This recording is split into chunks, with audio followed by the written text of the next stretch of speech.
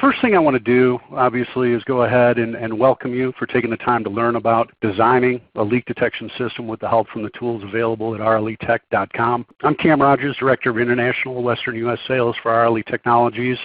And for almost 20 years, I've been responsible for developing and training channels to market for RLE's products and working directly with end customers in critical facilities around the world, really to design site monitoring systems, leak detection systems, and even help customers to really quickly identify issues that might lead to damage or downtime. And before we're finished today, I really expect you to understand the information that's required to design a leak detection system. Also, I plan to share some of the tips and tools that I've learned over the years and best practices when it comes to designing systems. I want to go ahead and spotlight and discuss those tools that we have available at rletech.com. And I'm going to go ahead and show you what to do to kind of create that final materials list that you can use to put together a bill of materials or basically that quote in order to identify the list of materials, understand the cost of the system. And if you're a customer, understand exactly what you need, or if you're one of our partners, go ahead and understand that list so you can get a quote and get that out to your customers. And then what we're going to go ahead and do is after that, we'll do a real quick review, kind of wrap up. And as part of the wrap up, I'm going to go ahead and jump into a Q&A session. Now, I do ask you that you go ahead and type all of your questions into chat. I have muted all the microphones for this presentation. And then what we'll go ahead and do is talk about that at that point in time. Okay. What I wanted to do is just start off as far as with some of the required information. And as far as what you really need to understand in designing a leak detection system, what I want you to do is really kind of think about and understand, are there specifications? A lot of times we'll see RFQs, requests for quotes, or RFPs, requests for proposals. And with those, they really outline exactly what is required and what is expected with a leak detection system that might be installed. I will share that we're really seeing that most all critical facilities today that are being built are incorporating leak detection. Insurance companies certainly aren't blind to the fact of how much damage a leak can cause. So what they're actually doing is actually incorporating and offering incentives to their customers for having leak detection installed. And in doing that, we get a lot of calls routinely. We're getting calls from companies that have been audited by their insurance, and they said, here's your cost for insurance, but if you add leak detection, we'll go ahead and give you some discounts. So that's always a good question to check with whether if you're a customer with your insurance company or if you're one of our partners, have your customers check with their insurance companies to see if those extra discounts are required, are offered. But ultimately, understanding what those specifications, is it going to be a standalone system? Do you just need that local audible screaming at you on the wall?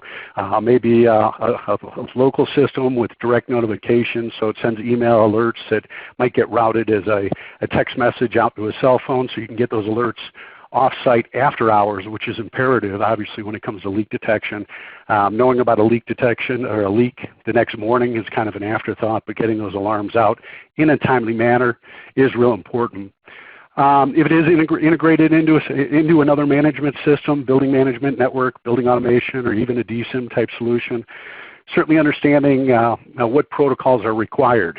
Now, the one thing I do want to stress as far as really point out with RLE, our forte is really protocols.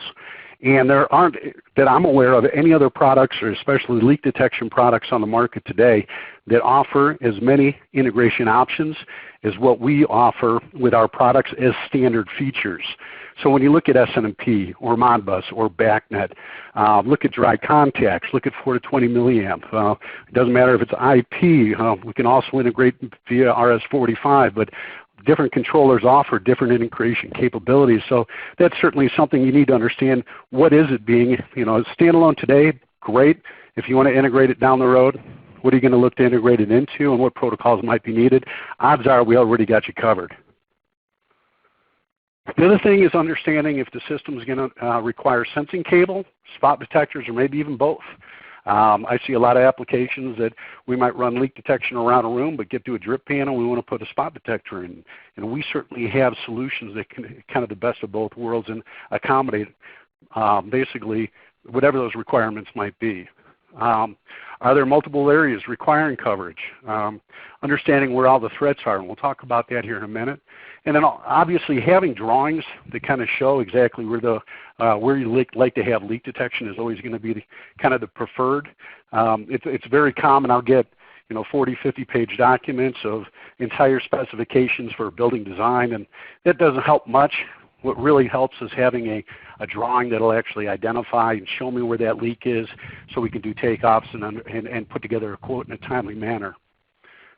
But ideally, those drawings are going to show everything from the sensing cable to non-sensing cable or NSC to jump from one area to another, and certainly those spot detectors as well. So the first tip that I have for you when designing a leak detection system is that although 100-foot cables are available, we really recommend using 50, nothing longer than a 50-footer. And the reasons for that are very simple. First of all, the cable ships coiled up. It's going to be a lot easier to manage and install shorter lengths of cable than dealing with 100-foot coils of cable. But really more importantly is after the fact, if you're going to go ahead and you need to do some troubleshooting, maybe the cable got damaged or contaminated, it's going to be a lot easier to troubleshoot that cable if you're using shorter lengths. You can move that end line terminator around if you're using shorter lengths, but if it's just longer lengths, you're not going to have as much visibility, and you're not going to really be able to dive into exactly where that problem might be. Also, if you do need to replace cable, certainly it's going to be a lot easier replacing a 50-footer and a lot more cost-effective replacing a 50-footer than it is replacing 100-foot lengths of cable. Now we do have bulk sensing cable that we can offer, and we see some customers just buy spools of cable. We have cable connector kits that you can actually purchase as well and put your own connectors on. We have a few different tools that help simplify that process. But one thing that I do want to stress is that certainly using standard lengths of cable is going to be much easier. We can provide custom lengths. If you say, we need to have a cable that's, 73 feet to get from one area to another, we can certainly provide a custom cable that's 73 feet, and it'll actually have a warranty on it. Now, if you want to buy bulk cable, put connectors on it yourself, you have that option, but we're not going to be able to warranty work that you're doing. So if you're putting connectors on and there's any issues with that cable, we can't offer any warranties. So generally, I recommend going with standard lengths. And if you need, 103 feet, buy two 50-footers and a 3-footer, and you're good to go. Moving into the LC kit, LC Kit-M. Now, the LC kit is included with most of our controllers. There's a couple of exceptions that I've highlighted here, the F200, LDR6, BMS, LD3Z. The LC kit includes a leader cable, and that leader cable has basically 4 wires stripped in tin that you can screw down into the controller.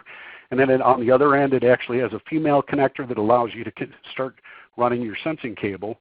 And then the LC kit also includes that end-of-line terminator that is critical for any leak detection system. And what that end-of-line terminator does is bounces the signal back through the cable, so we're able to identify and monitor the continuity of the cable and identify if there are any cable breaks or cable faults or anything along those lines.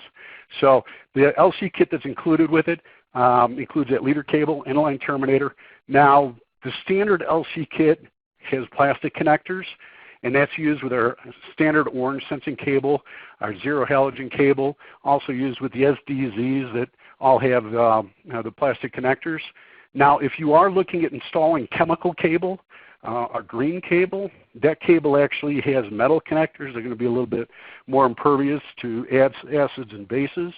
And certainly you don't want to buy a standard LD2100 that has a plastic leader cable and end-of-line terminator if you need the metal.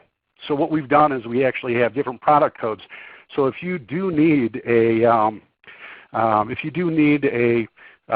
chemical cable and you want to go ahead and connect it to an LD2100, if you buy that LD2100-M, what we've done is we've removed the standard LC kit with the plastic connectors, and we've added the LC Kit-M that has the leader cable with the metal connector and the end line connector that's metal as well. So just make sure you order the right controller, and they are broken out as far as in the price lists. We certainly didn't want to have an extra LC kit and you buy one controller, and then if you needed an LC Kit-M, you buy that too. Now you got the standard kit you just throw away. That's kind of wasteful. So we went ahead and made that decision to offer two different controllers. And then going back to every controller except the 2000 LDRA6 and BMS LD3Z, the reason we didn't include the LC kits with those is that we don't know how many leader cables or how many cables you're connecting to a 6-zone controller like the LDRA6 or a 3-zone controller like the LD3Z. So you just need to make sure to add the LC kits to accommodate however many inputs you have on those controllers. Some additional design best tips or best practices and tips. We do offer the J-clips to secure that cable to the floor. We recommend that those clips are used about every 3 feet just to secure it in any corners and bends. We do have two different types of clips that we offer. We have our standard JC, which is the white clip that's shown here, and then we have the JC-C, which is that black clip. I'm seeing more people moving towards the chemical clip or the black clip just because the adhesive on the back is a little bit better. Generally when you're fixing the J-clips to the floor, you're going to wipe it down with an isopropyl alcohol, clean that floor off and stick it. The white clips work well, but the black clips work a little better, so that's just a consideration you might have when you're ordering clips. Cable identification tags. We recommend that those tags are used about every 10 foot. And the reason for that, if you have cable running throughout your facility, certainly if somebody is doing some work, you want to make sure to highlight and emphasize that that is a sensor running underneath the floor, not just a standard coaxial cable or something of that nature. Having the tags helps identify it, and hopefully people are a little bit more aware that they need to be a little bit more cautious around the sensing cable. Another comment in regards to when you're laying out leak detection systems, for example, some of the larger data centers might have your air handlers, crack units, crawl units around the perimeter of the room. If they happen to go into humidification cycle and you have cable too close to a downflow unit, it could spit on the cable a little bit and create false alarms or nuisance alarms. So what we generally recommend is that you go ahead and move that cable out about 6 feet or so, maybe a little more, just to ensure that you don't have any issues with condensate buildup on the cable that might result in false alarms. And then certainly with the overhead applications, we see it very commonly, many threats overhead, pipes, even 2 floors to 3 floors above, kitchens, whatever. But what we want to go ahead and do is contain the water. Now the ceiling tiles really kind of act like a sponge. And when water hits it, it soaks right in, and you walk around the site, you can see those brown telltale signs, leaks overhead. But what we need to do is contain that fluid, or whatever fluid is leaking. So what we generally recommend is put some sort of a plastic on top of that. I've seen people do it per tile. I've seen people do 5 or 6 tiles at a time, but something that will contain the water, prevent it from soaking into the tiles, to allow a cable to go ahead and identify that there's a leak and it not just kind of wicking into that tile and never being able to puddle enough for the cable to identify it. We also see cables that are very commonly affixed to the bottom of pipework. We see cables that are using a zip ties right on the bottom side. Now I've also seen some customers literally spiral it around the pipes. Frankly, that's a waste of a lot of cable. I'm happy to sell you all that extra cable, but it will never possibly detect a leak. But frankly, the best solution is just going to be run it right along the bottom. Gravity is going to pull the fluid down. It's going to hit the cable. You're going to have an alarm condition. If you have insulated pipes, you maybe put some small perforations. It's not going to impact that insulation value.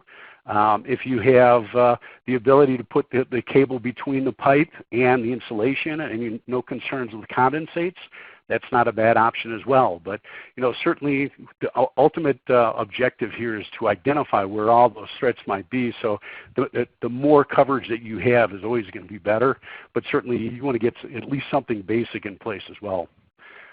When you are looking at pipes that are coming, as far as on a vertical, in that case, maybe as far as a spiral around the pipe might make sense. but certainly on a horizontal pipe it doesn't make a lot of sense. If you are running sensing cable through walls, I really strongly recommend that you use non-sensing cable to eliminate the possibility of any kind of cable contamination.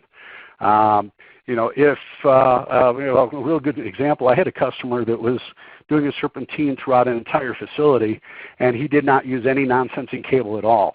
And he went through wall penetrations, ran the cable to the next area, through that room, serpentine under that floor to the next area, through the wall, and then he went back and blew a fire stop sealant into every one of those holes. And unfortunately that fire stop sealant was conductive, and it goes in kind of fluid-like and then dries, and it actually, when they fired everything up, he had nothing but false alarms. And in identifying it, he contaminated the cable. I think it was like 25 or 30 different spots where he went through walls, and every bit of that cable needed to be replaced. So don't create that headache for yourself. If you're going through a wall, use a non-sensing cable, or if you're going to use sensing cable, put some sort of wrap around it to help protect it, you know, certainly to make sure it's not exposed to any kind of contaminants. And that way you can go ahead and do that.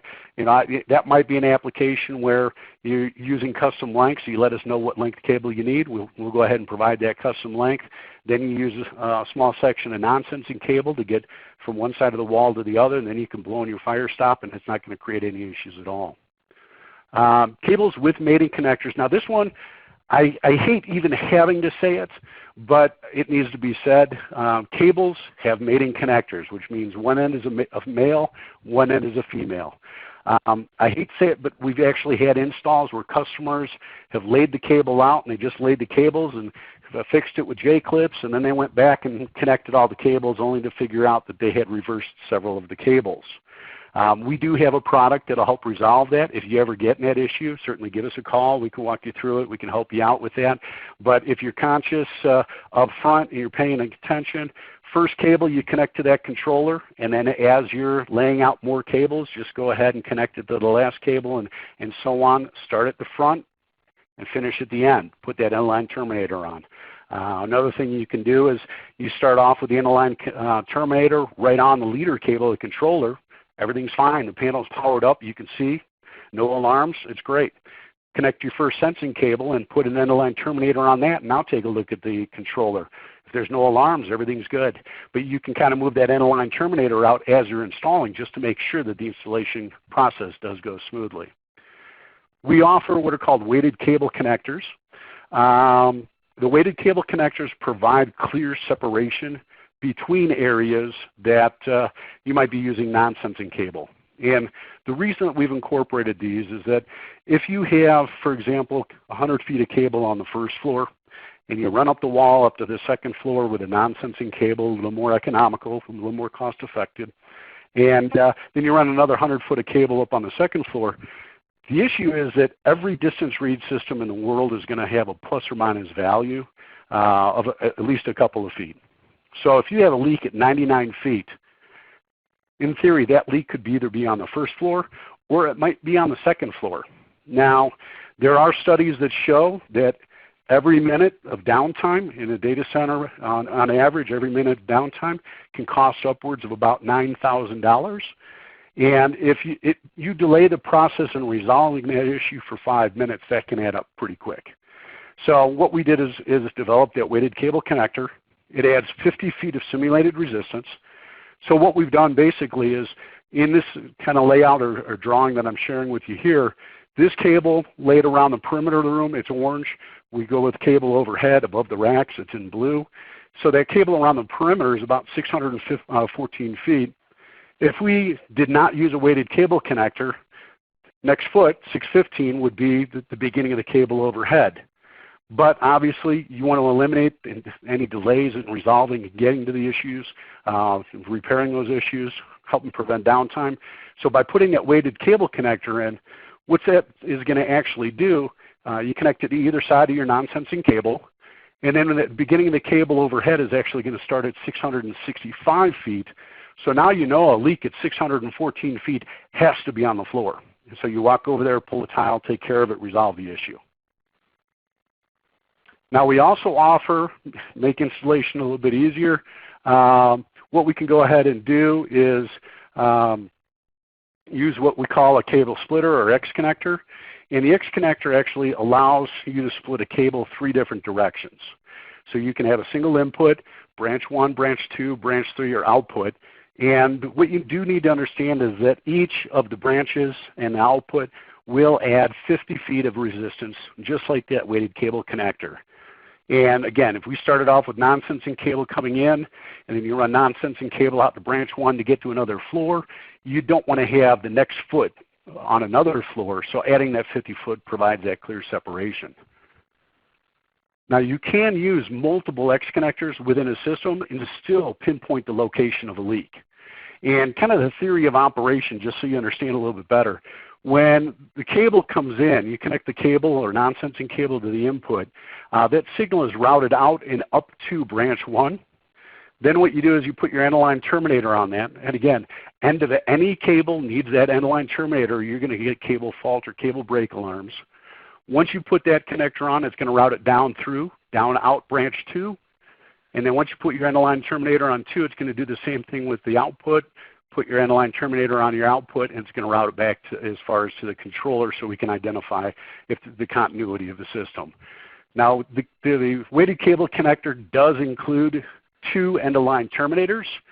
So you'll be able to, as far as you don't need to purchase any extra EOLs when you're adding the X connectors, because you have the 2 branches, and then you have the original EOL that was included with the LC kit. So now with this design that I kind of showed you, if we use an X connector up front, what that's going to do is it's going to add 50 feet to the beginning of the cable on the floor. So that starts at 50 feet. We're going to run around the room, get it up. It ends at about 664 feet. We add that 50 foot of simulated resistance, connect, and then run the next branch 2 up overhead with non-sensing cable to the cable that's running over the servers. That's going to start at 715 feet and runs to about, as you can see down on the bottom right, it's 1,956 feet. At the end of that, what we've done is we've put the end-of-line terminator right on the output because we don't need it today. But if you decide you'd like to use it down the road, when you do connect the cable, the next cable is actually going to start at about 2,007 feet. So it's a great way to still provide that clear separation. You can use the virtual zones on the controllers. That's subject for another day, but to identify those different areas. And the other thing that I do really want to stress is you can use multiple X connectors within a given system. And the theory of operation there, if you have cable coming in as far as the input going out branch 1, and you have a second X connector on branch 1, all the routing is going to go through that second X connector before it goes back out and down to branch 2 of that first X connector. Every controller does have a distance limitation, and what you really need to understand is this, as far as that you know, there's going to be even some cases, even though, for example, the LD5200 can accommodate 10,000 feet of cable, you can use one controller to accommodate that much cable, but sometimes it certainly might make sense to split it into multiple systems just for that added redundancy or additional visibility at different areas. And that way you may not have it kind of a single point. If lightning strike takes out a controller, you don't lose visibility of the entire site. When you look at the cost of the controllers, you know, as cost effective as those controllers are, you certainly have the ability to incorporate like an LD1500, which is nothing more than kind of a slave type device, and have a number of those tied into a 5200. And with the 5200 Delta View maps that I talked a little bit about on the last webinar that I did, you can actually have up to 10 maps displaying the location of the leak.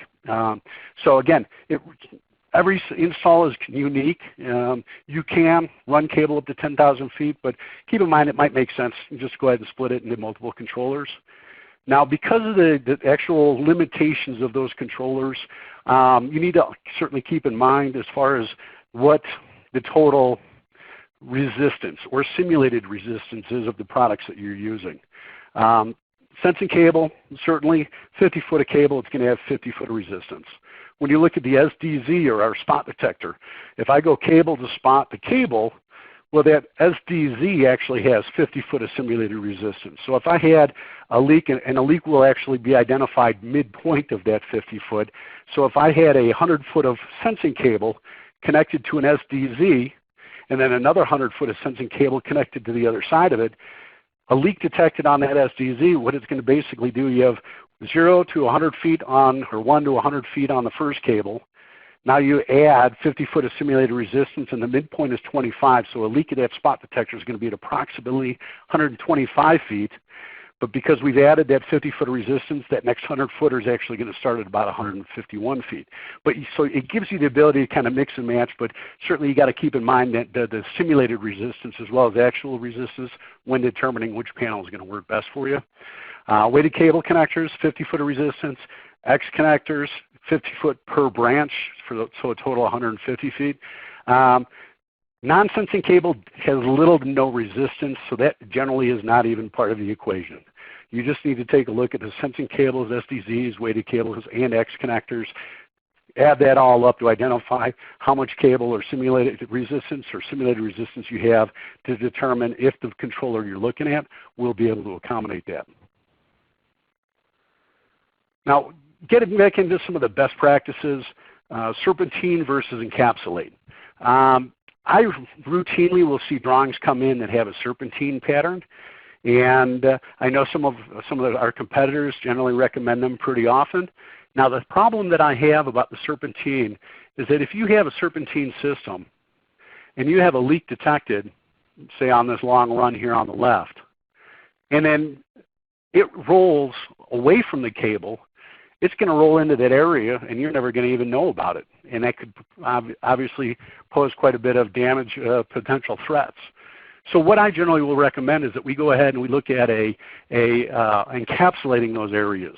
And in this drawing here, we actually have a X connector up top. The yellow lines are non-sensing cables. We have one cable going to the blue, which is sensing cable, encapsulating the area of concern. Another cable going to red, another cable going to the green. Again, encapsulating all these different areas of concern, so there's nowhere that fluid can potentially leak that you're not going to identify it. The other thing in a drawing like this, if you want to incorporate maybe a small serpentine throughout these, in between these areas, you can certainly do that. But I just stay away from just a straight serpentine just because you have those open ends and you might miss a leak and who knows what damage that might potentially cause. So now I want to go ahead and talk about some of the tools that we have available at rletech.com. Before I can really do that, I do need to really give a huge shout out to Jenny Peterson, who's a manager of marketing and communications for RLE. She's done really an incredible job with our website in designing and putting together all this information that is there. So again, quick shout out to you, Jenny. Thank you very much. Now when you log into rletech.com, and I think the best thing to do is actually go to a live site here real quick. Bear with me one second. At the bottom of our home page, when you log into rletech.com, what we've done is set up a few different sections and some tools that are going to be very helpful to you. Certainly getting into some solutions and products. The product section has our full warranties. There's some other information here, support, contact. The area that I really wanted to talk about and I'm going to focus on today are the resources that we have here for you. What we've basically done is put together a number of different resources to really help simplify identifying what you need in quoting a system, building a quote, understanding what that bill of materials is going to look like. The first one that I do want to talk about is our Seahawk product matrix. And the Seahawk product matrix, I recommend if you're not familiar with it already, get familiar with it. What this does is it provides a side-by-side comparison of every one of our leak detection products. And it breaks out whether it's zone, whether it's distance read, what the maximum cable is per system, what spot detectors you can connect, and there's a whole list of different as far as features, even getting into some of the protocols and what protocols, if it's web-based, the power supplies that are required, or even the enclosures. But all this information is available here. And the other thing that we've done is set it up so if you wanted to drill in and you're looking at the LD, for example, the LD1000, that is actually a link. So you click on that and it's going to open up the product page in our website. So a real easy way to take a look, identify once you have those specifications and know what the requirements are and maybe a rough idea how much cable is going to be needed, pulling up as far as the matrix just to get a pretty decent idea of exactly which controller is going to best suit that. Now, another tool that we've put together is the leak detection checklist. And what we've done with the checklist is really wanted to provide a tool that you can use that will help you to kind of make sure you're not missing anything when you're designing a system. So as you're sitting down looking at your site or working with your customer, certainly identifying all the threats and all the sources where those leaks might be. Considerations as far as encapsulating those. We have basically everything, looking above, beyond, and certainly not below is a concern, but above and side to side of those areas of coverage, making sure that you have adequate coverage. Also identifying what that best solution is going to be. But it's a great starting point just to start thinking about a little bit about what those requirements are and what you might need to put together in designing that system. Now the next thing that we've done, we'll go ahead and go back here, is design. Basically it's a design worksheet. And with the design worksheet, we've actually set it up so, let me go ahead and pull that up real quick. There's a BOM worksheet, detection checklist. There we go. System design worksheet. This gets a little bit more detailed than that last one did. And what we've done with this is it'll actually help you identify the right sensing cable. Looking at perimeter, if you want to go perimeter serpentine, identifying that. Length of overhead piping, understanding all that. Now you kind of start putting together as far as what the total lengths might be. I need this much sensing cable standard. I might need this much chemical cable. How much is above, and maybe if there's issues with rodents, which is certainly becoming more prevalent in some sites. We do have rodent resistant cable as well. So, again, now it's a matter of kind of deciding, okay, we know we need leak detection. What is going to be the best solution or best cable for that leak detection? Then moving into choosing a controller. Do you need zone or distance read? Zone is great for an area where you walked in, you can see the cable, it's all laying out in plain sight. Distance read helps you identify where that leak is if it's a raised floor. You don't have to pull tiles until you're blue in the face. You walk out, you know where the leak is, pull a tile, take care of the issue. Or overhead. Again, having to search for a problem overhead is a lot easier if you know specifically where that leak is occurring. Looking at spot detectors, great for confined areas or drip pans or small dammed areas, certainly incorporating that into the system. And then even getting down as the materials list, looking at as far as quantities. But again, this is helping kind of build that bill of materials that you need to identify what that final list of products are for the installation. Now we've put together, and this is kind of a neat tool that not a lot of people are really familiar with, but we've put together what's called a cable calculator. And the cable calculator, what we've done basically is the first page or tab of it is just a quick overview of how it works. Now when you get into the cable calculator, and I'm going to enable editing on this, but I can actually go ahead and with shorter sides, so I have a room that's 40 by 80. And that's going to right there calculate total square feet at 3,200. In order to get around that area, I'm going to need 240 feet of cable. Now if I want to go ahead and run as far as a serpentine pattern underneath that floor, and I want to have, say, a 4-foot spread, all I have to do is plug in a 4 here, and that's going to actually calculate how much total cable is needed for that perimeter and that serpentine run back and forth under the floor. So now I know I need 920 feet of cable. If I go ahead and go with 18 of the, as far as 50 footers, and I go with one of the 25 footers, now I am in the green. I know I have excess of 5 feet, so I'm just basically building that out. We can do the same thing with J-clips as far as identifying that. You identify the spacing on tags. That'll tell you how many of those you need. But it's a nice, quick, easy way to have in a square or rectangle area. Certainly not all sites are like that, but if you are working with it, it really does simplify the process quite a bit. Now, a tool that I use fairly routinely is a takeoff program. And there are a lot of different takeoff programs available on the market that allow you to snap a line and identify what that distance is. The one I use is called On-Screen Takeoff. It was a freeware. I know they're doing free trials now. I'm sure the freeware is still out there as well. But what it actually allows you to do is once you have a drawing, ultimately you need that scale. Now, if you have scale, great. If not, if you got floor tiles, that works as well. 2x2 floor tiles, you can count tiles and figure out a distance. In an absolute worst environment, I might go ahead and just look at a doorway and figure those doorways are about 36 inches. But with the on-screen takeoff, it gives me the ability to go ahead and calculate a scale. And it's going to be 17 and no, as far as 17 feet. And I go ahead and click OK. Now what it's going to do is if I go ahead and I run that line from this point to this point, oh, actually I got a line up there already. So actually what I want to do real quick, hang on a second, edit, calculate scale, I got to set that distance is what I got to do, 1700. Now I go ahead and click at the beginning. You're better to be short because you'd rather have add more cable to the install than not have enough. So that I'm going with that is just a hair short. That's 17 foot there. Okay. And then literally all you have to do is kind of snap your lines on the page. Now I've gone ahead already and snapped a line straight across. I've run out as far as to the front of each of these air handlers, and I've identified that that distance on that run right there is about 213 feet of linear cable. So by using these takeoff programs, it really, again, kind of simplifies that process to identify exactly how much cable might be required. And as I go ahead and continue, so I've already identified and run it out here. If I take that line and continue it here, I grab my line tool, click up in the corner, run it down, and now we're up to 296 feet.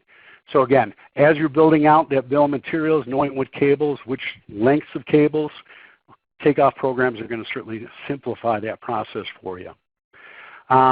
Another tool that we have created, and it's located at RLE on our website at the bottom in the resources, is our BOM worksheet. In that BOM worksheet, what that actually does, and we'll go ahead, that's going to pull now. It allows you to kind of lay everything out and really towards creating that final bill of materials. So there's, again, we have an overview we've put together kind of describing how it works. We have an example that we put together so you can kind of see what's going on. And then we actually have the actual worksheet itself. And with this worksheet, what we do is I generally will go ahead and list product by product, everything that's needed. And if I have any installation notes, I'll put those in parentheses.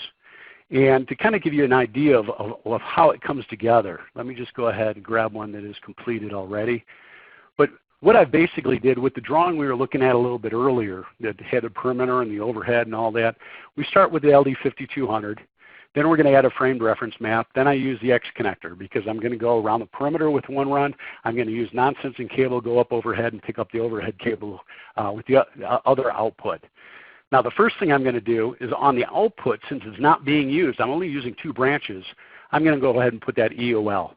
Those 2 are installation notes. It's not a product. Then with the X connector on branch 1 that runs around the floor, I'm going to have a non-sensing cable running to the beginning of it. I just added that in. I need 317 feet of sensing cable. So again, in parentheses is a note. And then I can go ahead and I list out product by product how that install is going. Get to the end of that, X connector branch 2, it's to the ceiling, 25 footer. I need 1,242 feet. I list out product by product everything that's needed here.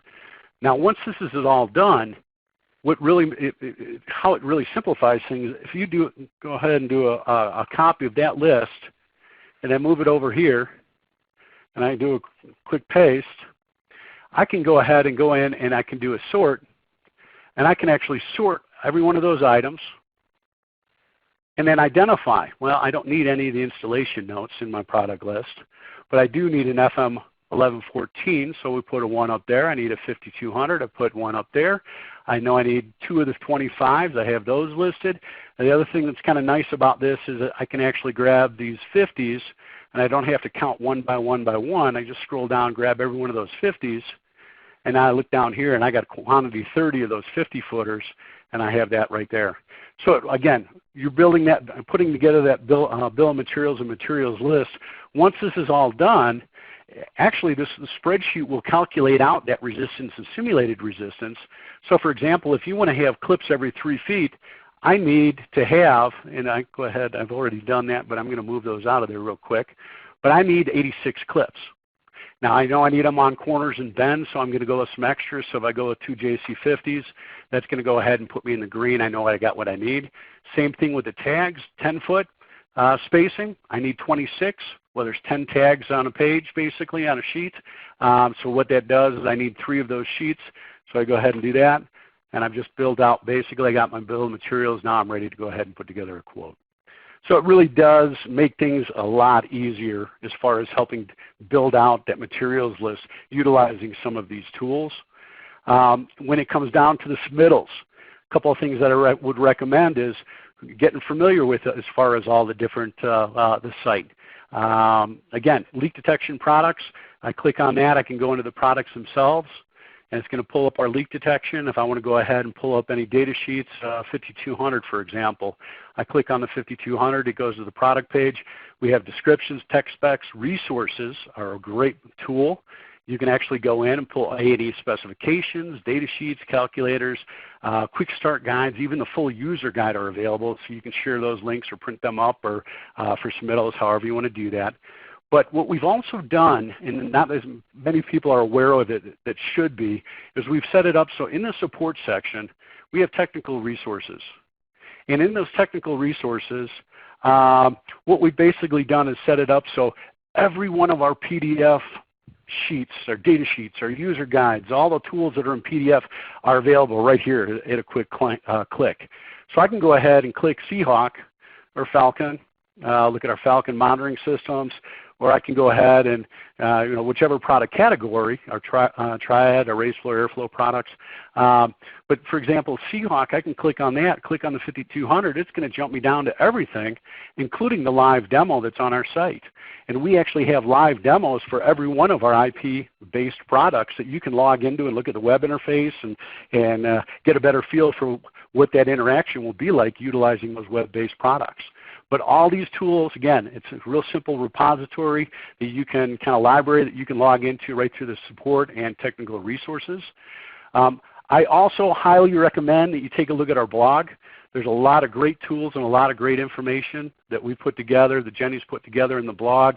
You want to get into leak detection, there's 21 different blog articles, Falcon products, Raptor, Triad.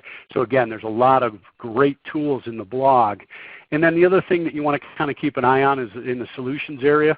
Certainly we have some other tools, and I encourage you to jump on our website, take a look at those other tools, get familiar with them. Some case studies, leak detection, it's a video showing the cable actually working. But the other thing I wanted to point out is every one of these webinars that we've been doing are being recorded, and we are going ahead and posting them on the webinar section. So this is actually, this link will be my live recording. Once we get that wrapped up, it should be available next week. We do have another upcoming one, Leverage Containment, RLE's new grommets to improve airflow and efficiency. We have that coming up on September 17th. But if you did happen to miss any of the other previous presentations that we've done, airflow, improving airflow, Mike did a great one on leveraging Wing to gain better visibility into the building or wireless products. I did a presentation on DeltaView and the features and functionality of DeltaView and how that works with our Falcon and Seahawk products to provide those graphical maps and so on. But I can keep scrolling down. There's a lot of great videos here that I encourage you to sit down, take a look at it, get familiar with those videos, because there certainly are quite a few very useful tools for you that you can sit down and review at your leisure. So let's go ahead. I'm going to jump back here. I do know we actually covered a lot of these. I had some slides set aside just in case I had issues with internet connections. But at this point, what I want to go ahead and do is just mention real quickly that what we've really done is we've put together a very useful site with a lot of great information, great tools to help simplify that process, certainly at rletech.com. I do want to stress that we're here to support you any way that we can. If you need additional product training, if you'd like some product recommendations, you'd like to sit and chat with somebody and, okay, I got some ideas, what's the best way to accomplish this, or some concerns or some hurdles. If you do need help with quotes, we're here to assist that. Certainly calling us to say, you know what, I need something yesterday, as seems to be the case more often than not. finding out what that product availability is. You know, we can get it out most products in 2 to 3 days. We stock most of the products. Larger orders might take a little longer, but generally we have a pretty good stock of most everything that you're going to need. If you want to go ahead and schedule installation support, and it's not unusual for us to come out and have help with a turnkey installation. It's not unusual for us to come out first time somebody's getting comfortable with our products to help with an installation as you're getting more familiar with the products. And you know, certainly we can schedule support services as well. If you'd like to go through you know, more details on installation, we have a team basically ready to help you out any way that we can. So in wrapping it up, you know, certainly understanding what that information is kind of the most critical. Understanding those specifications, understanding basically the layout, what the site looks like, what somebody's trying to accomplish today, accomplish in the future. You know, we've given you some design tips and best practices, and I encourage you, if you stumble into something else, we'd love to hear them. These are some of the more common ones that we've run across over the years, and I think those tips that I've shared with you certainly can help with the design. And run through all the tools that are available. I really do encourage you, sit down, click around, get familiar with rletech.com, because there are a lot of useful tools there that can help you really ultimately just create that final materials list so you can have an idea of what the cost is of that system that you're designing. So wrapping that up, I want to go ahead and just mention real quickly that I do encourage you to reach out to your contact at RLE. If you're not sure who your contact is at RLE, certainly send an email to sales@rletech, and we'll route it internally to the right person, and we'll get your local, as far as person involved with it. You can call us. And now I do want to go ahead and see real quick, we'll wrap it up with a couple of Q&As. It looks like we don't have a lot of questions, which is good and bad. Let's take a look at real quick here. Okay, this first one, it looks like a kind of a two-part question. Can I identify the location of a leak with wireless leak detection sensor? What is the maximum length of sensing cable that can be connected to a wireless product? Great question. Our wing products are doing very well for us right now, and it's a great way to install products without having to run a lot of extra wiring. Unfortunately, right now the wing products, wing products do not identify the location like a distance read controller. But the nice thing about it is you can actually take like a wing LD, which can accommodate up to 100 foot of cable, for example. And if you have computer room air handlers or crack units around the perimeter of your room, run a 17-foot cable or a 25-foot cable just around that crack unit, and then go ahead and connect that to the wing LD, that sensing cable to the wing LD, and you're actually going to have, for all practical purposes, an identifying or distance read system, because you'll identify exactly which crack unit is an alarm without having to interconnect every one of those crack units. And I think I answered that too. What's the maximum length of cable that can be connected to the wireless product? That'd be 100 feet. The wing LD ships with a leader cable. If you purchase the wing spot, that'll actually ship with a spot sensor. So you don't need to add a spot when you're buying the wing spot. Let's see. How many sensing cables can be connected to a distance read system? Certainly the distance limitation is the first thing that you need to keep in mind. The controllers, aside from multi-input like the LD-Area6 or LD3Z, those have 3 zones or 6 zones. But the distance read controllers only have a single cable input, so it's going to be one continuous run of cable or non-sensing cable or spots right on out to the end. But if you put an X connector right up front, I have some customers that will pick up 3 floors real quick, and they'll put an LD2100 on the first floor. X connector, branch 1 goes down to the basement, branch 2 picks up the first floor, branch 3 goes up to the second floor. So you can get kind of creative. I've even seen people carry that out even further, where they've, as crazy as it sounds, they put an X connector on the controller and then an X connector as each of the outputs from that X connector, and branch 1, branch 2, branch 3. So suddenly you now have 9 outputs or 9 branches that you can run out. Now again, getting into that, you need to decide what's best for you. If it makes sense to go with multiple controllers, or if you want to tie it all to one, you can use one controller and pull information from all the other different devices as well. So you have a few different options out there. Let's see now. Next question, are tags pre-labeled or do we need to label them?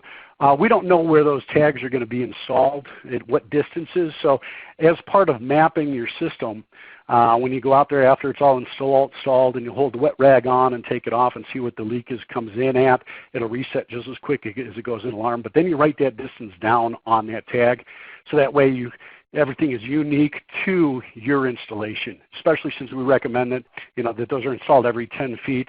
It just makes it a little bit easier. Should sensing cables need to be dried once they detect a leak? Generally, it's going to be a quick reset. You're going to wipe it. I mean, you can tap it.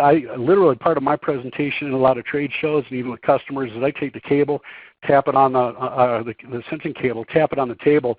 It removes that surface fluid between the two sense wires, and that's enough for it to return to normal. Our cable does not wick water, so it doesn't need to be lifted off the floor or dry for 24 hours like some of the competitive products out there. It's a quick dry, quick reset. You can wipe it off or you can tap it off, but once you remove that surface tension, the fluid between the two sense wires, it's going to return to normal. Here's a great question, and I hate to say it, I cringe a little bit, but it is something that I'm feeling better about. Is hydrocarbon oil sense cable and detection available? Not today. I do know there are a lot of discussions internally. We are looking at some options, and it is something that we're very aware that we need to add to our portfolio. But as of today, I think the best way for me to answer it today, I can't offer that. Check back with us. We'll keep you posted. As something becomes available, certainly we're going to make a big marketing splash, no pun intended, making sure everybody's aware of that new product. So I think that about wraps it up. I don't see any additional questions. Those are the questions that came in. If any other questions do come up, you hang up or we finish the presentation and you say, man, I should have asked this, certainly contact your salesperson, contact sales at RLE or give us a call, and we're going to go ahead and certainly help you out any way that you can, any way that we can. I do want to thank you again for sitting in on this presentation. Please stay safe, and we'll look forward to hearing how we can help you with your next leak detection project.